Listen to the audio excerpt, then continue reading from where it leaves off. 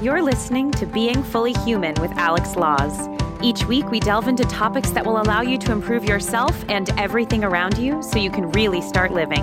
Make sure to subscribe so you don't miss out on the next episode. Alarm clock screaming, bare feet hit the floor. Yeah, it's off to the races, everybody out the door. I'm feeling like I'm falling behind, it's a crazy life. 90 miles an hour, going fast as I can, trying to push a little harder, trying to get the upper hand. So much to do in so little time, it's a crazy life. It's ready, set, go, it's another wild day when the stress is on the rise. In my heart I feel you say, just breathe, come and rest at my feet. And just be. Chaos calls, but all you really need is to just breathe. Welcome to another episode of Being Fully Human. It's Alex Laws. I'm so happy you're here. Boy, that music always gets the rhythm going, gets our heart pounding, lets us really step back and think about our life. And all we sometimes have to do is just step back and breathe. Today's show is just so special because it's all about allowing, how we learn to allow things in our life. And in just a moment, I'm going to bring in Midge Patzer, a fantastic everything from life coach to retired teacher, somebody who's worked around us human beings for so long. And she's learned all of these great skills that it takes to be fully human, from being a child to being an adult. So, as always, find yourself really comfortable, either standing in the middle of a room with your arms hanging down and align your spine, or maybe you found yourself just sitting in a chair today. You're going to listen to the podcast. You're going to find those golden nuggets in today's show and go out and allow your life to be changing in a whole new way. So sit comfortable, relax your neck and shoulders, put your arms down to your side, and we're going to take a deep breath in through our nose, bring our arms up over the top. Here's our first one. Let's bring it up. Big breath. And exhale. With each exhale, relax your neck and your shoulders, your shoulder blades. Bring it up. Exhale. One more time. Up. Exhale. Really letting it all go. I'm live in a studio in Sun Valley, Idaho today with my wonderful guest, Midge Patzer. Midge has a wonderful consulting business here. She works with moms and dads and even the youth on all aspects of their life, being fully human. But one of the things that Midge and I have talked about is what it is that we do as children that we slowly abandon as adults, and that's allowing.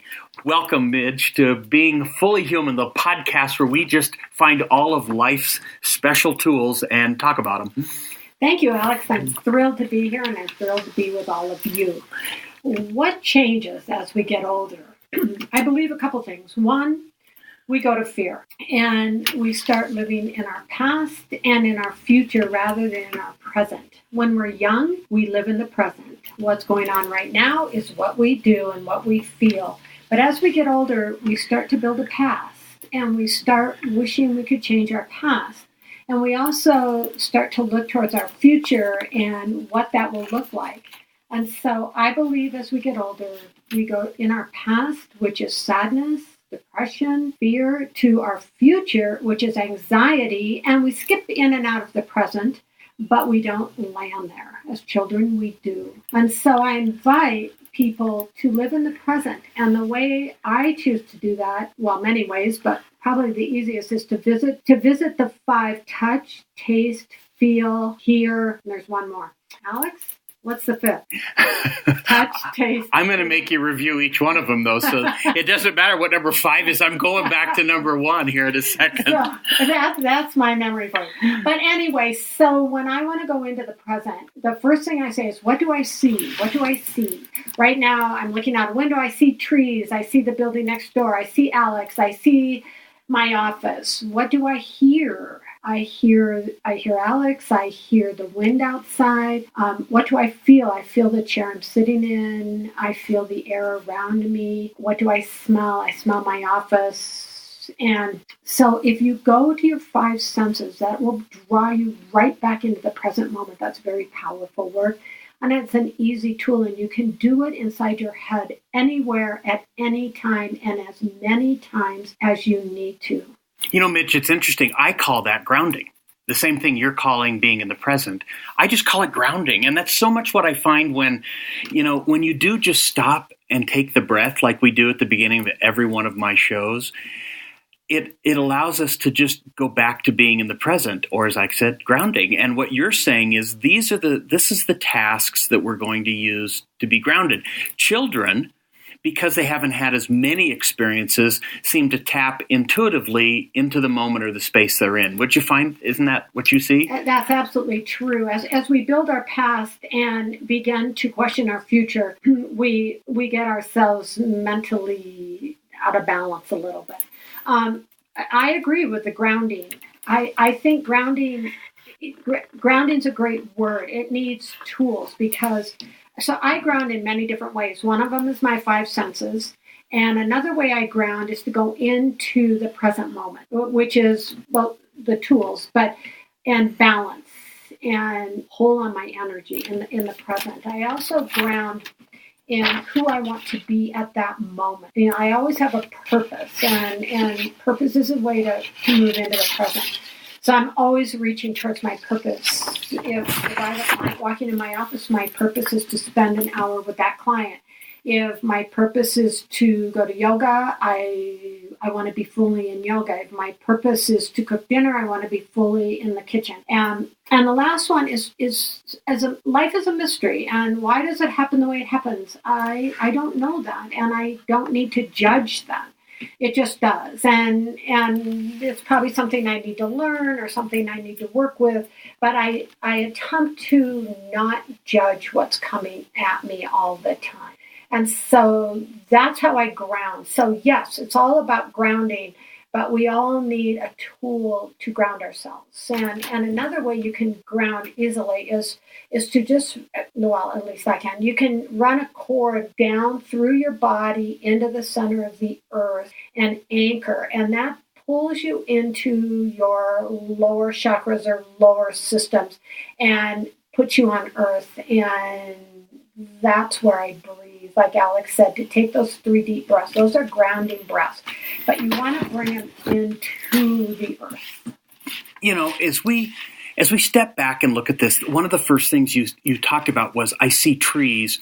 And one thing I see so often is, especially when people are going into a conference room, because I work with so many CEOs and CFOs of companies, they're looking at a big picture all the time, Midge. They're looking at big stuff.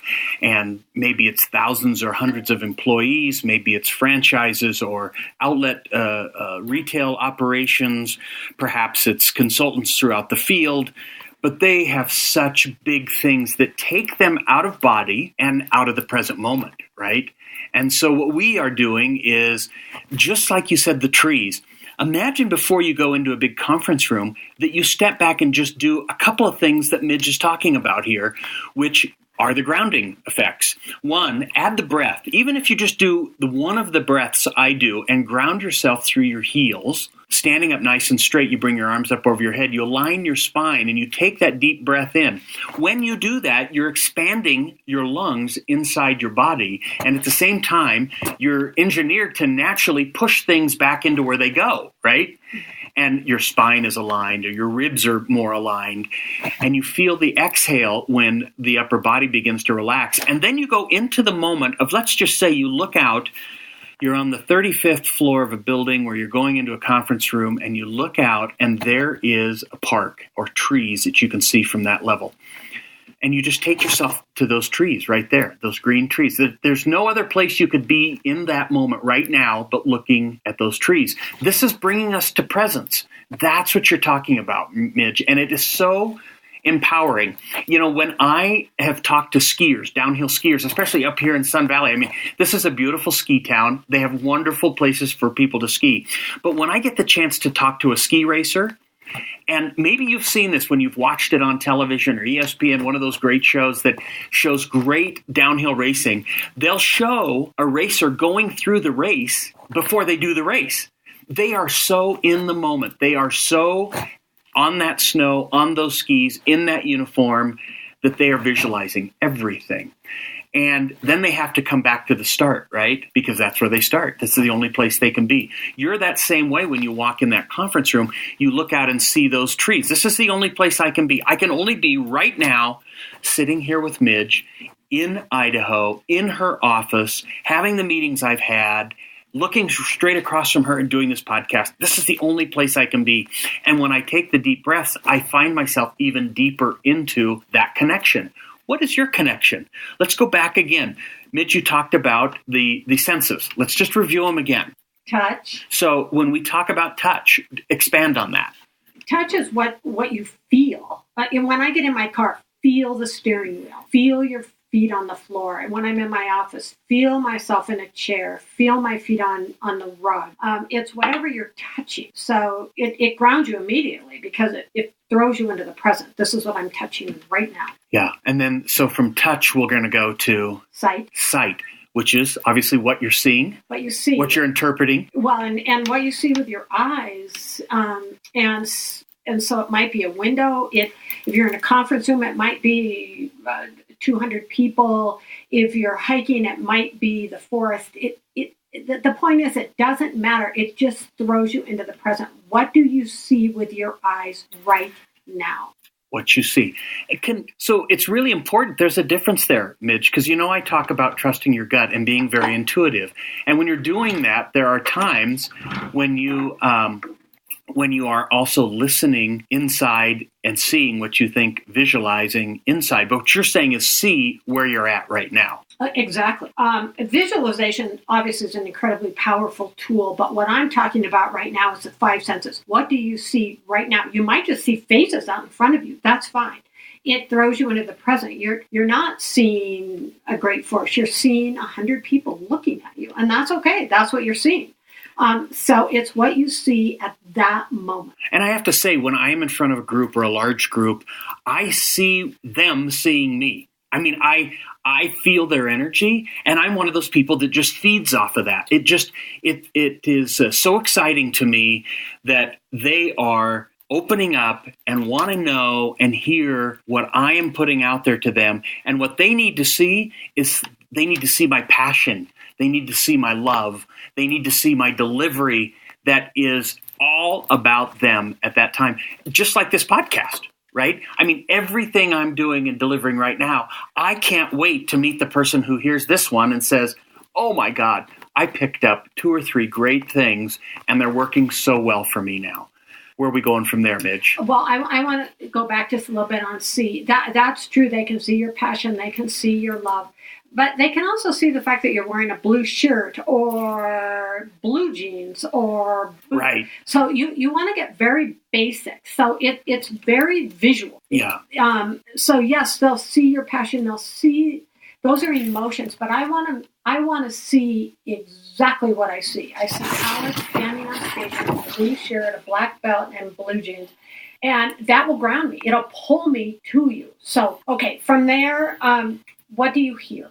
And it's interesting, Alex. I can go on a hike, and when I get back to my car, I'm so in my head, I never heard anything. A bird. Right. So when you focus, what am I actually hearing? It might be traffic. It might be the people in the office next door. It might be a truck going by.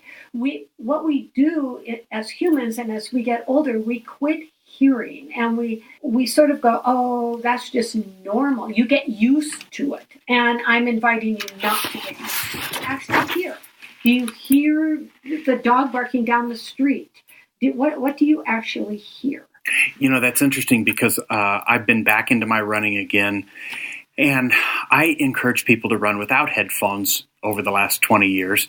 And now, of course, we're living in a world where everyone has headphones. They have earbuds and all kinds of things, and things are you can't really listen when you have that noise going over the top of you. And I had a great run this last weekend, and I was in my head the whole time.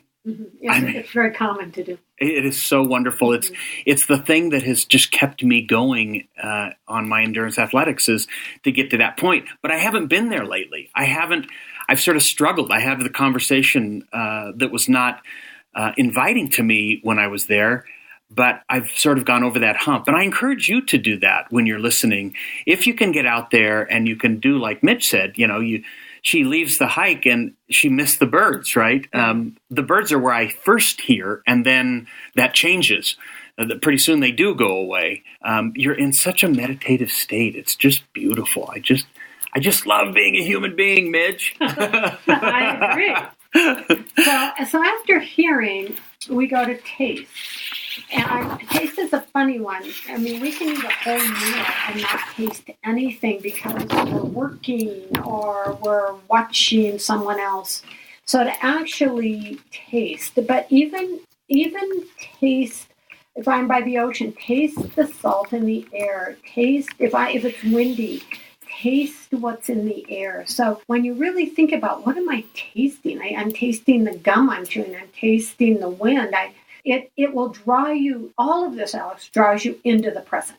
It's very grounded. But see, Mitch, when you begin to draw into that present, to me, is when I have no problem of trusting others as well, because I'm living in the moment. I'm not allowing the negative to slip in. And I have to listen to my intuition, but if I'm doing everything you're saying and I am present, it's a good place for me to make business decisions. It's a very good place. It's a very good place for me to hand off of a job or tell the vice president of the company, this is what you're going to be doing. It's okay, and run with it. And I'm not going to be checking over your shoulder or, all those kind of things that so often I see people in management.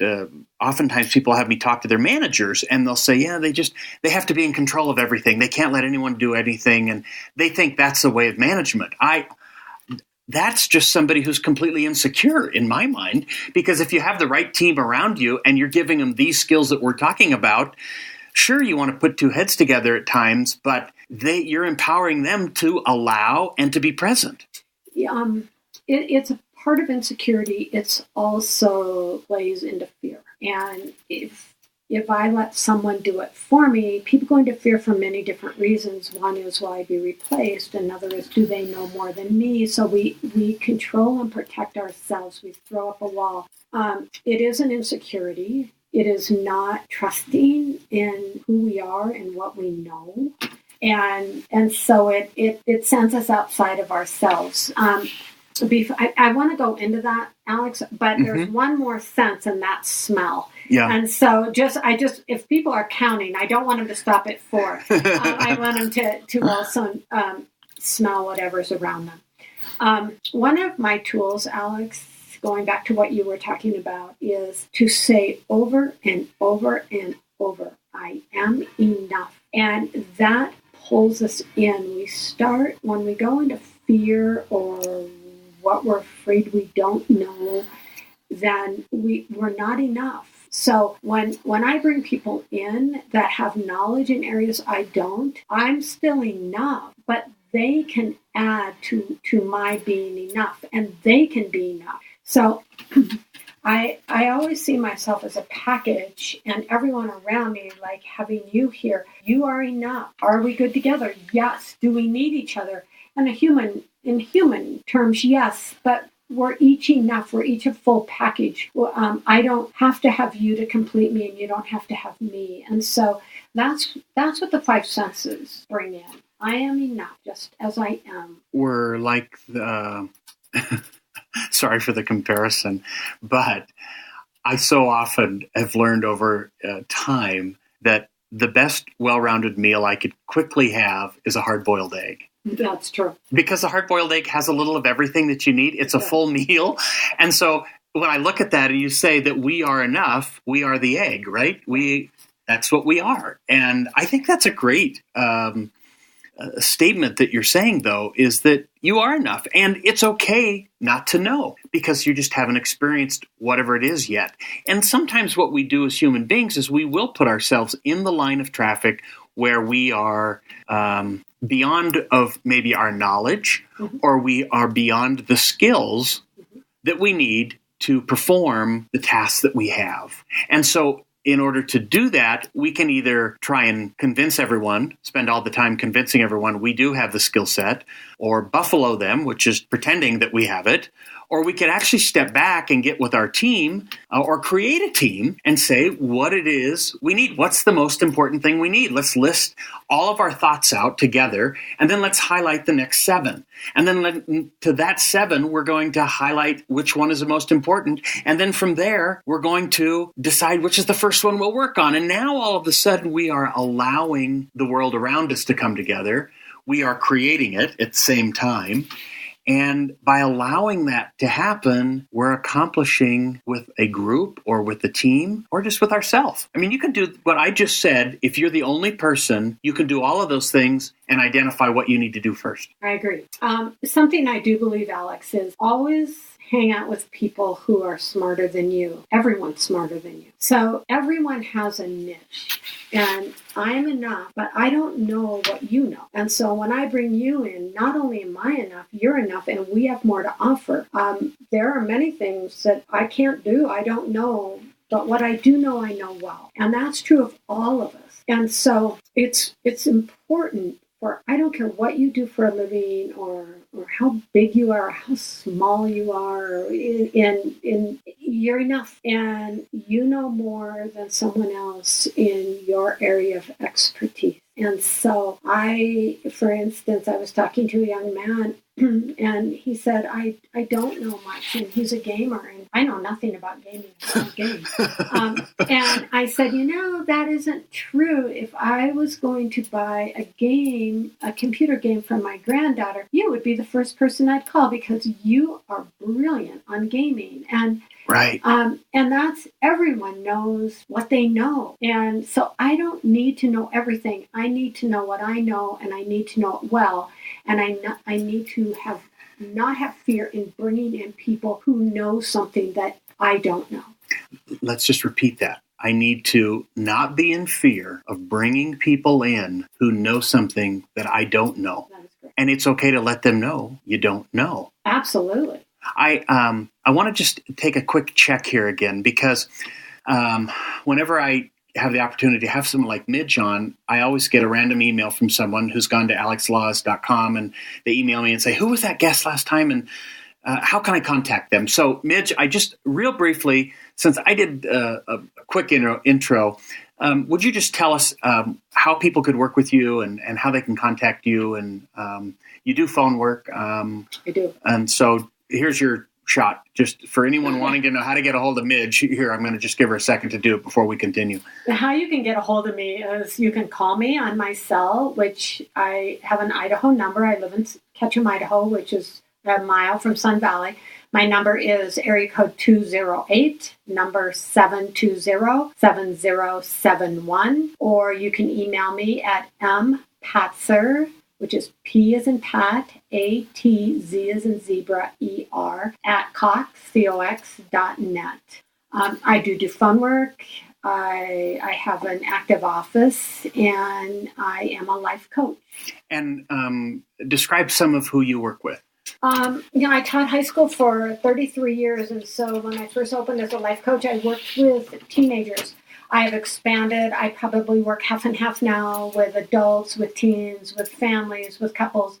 I am a life coach, not a therapist, not a counselor. I don't go backwards. I go forwards. I believe in personal power, and that is my expertise. And that is the power that lies within you and how to find that and how to live with it.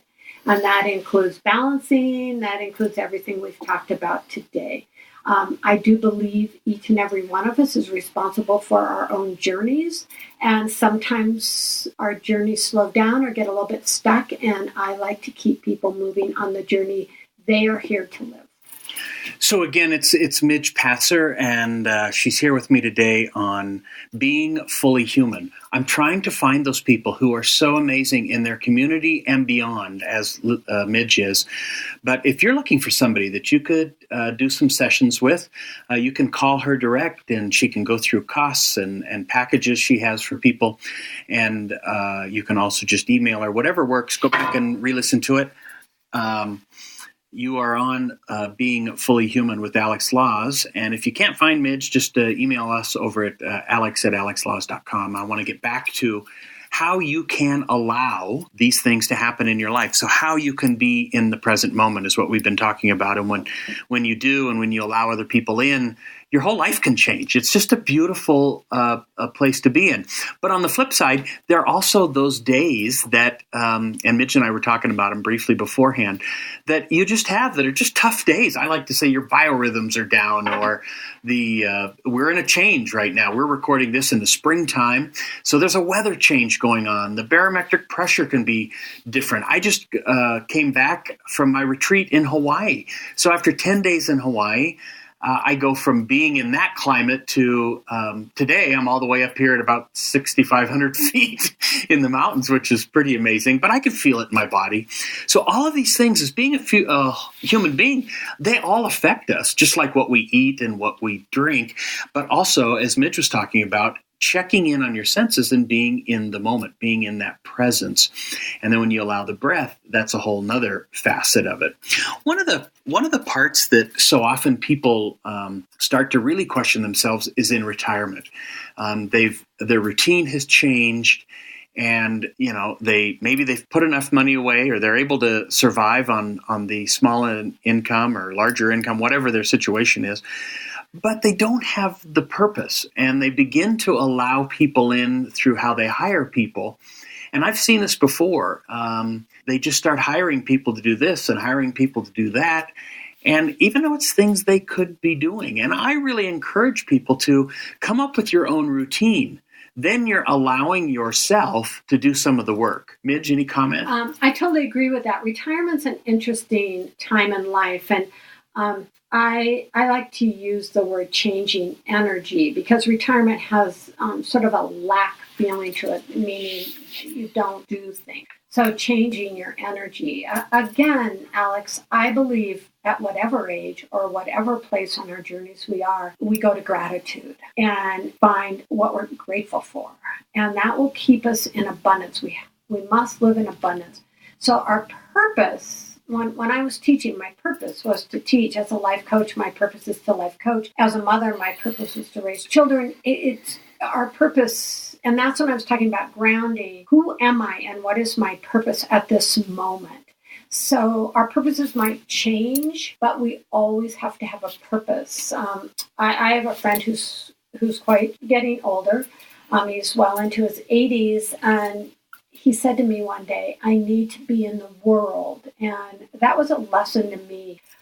He does things that amaze me at his age, just to be around people, just to stay in the world. Some of us need silence. We just have to know, Alex, who we are inside and find the purpose in that, rather than say, I can't do this anymore. Say, this is what I can do, and I am so grateful that I can, and I am enough. Mitch, don't you think at times we, even though we're retired and maybe even though we have what we need to have, but we still have to take ourselves as we're aging and throw ourselves into some uncomfortable positions around people or situations just so that we can reconnect in some form? Or yes, we have to stay in the world. I don't know about the word uncomfortable. Yeah, I like to believe that we keep ourselves active and grateful, and uncomfortable has a feeling of lack.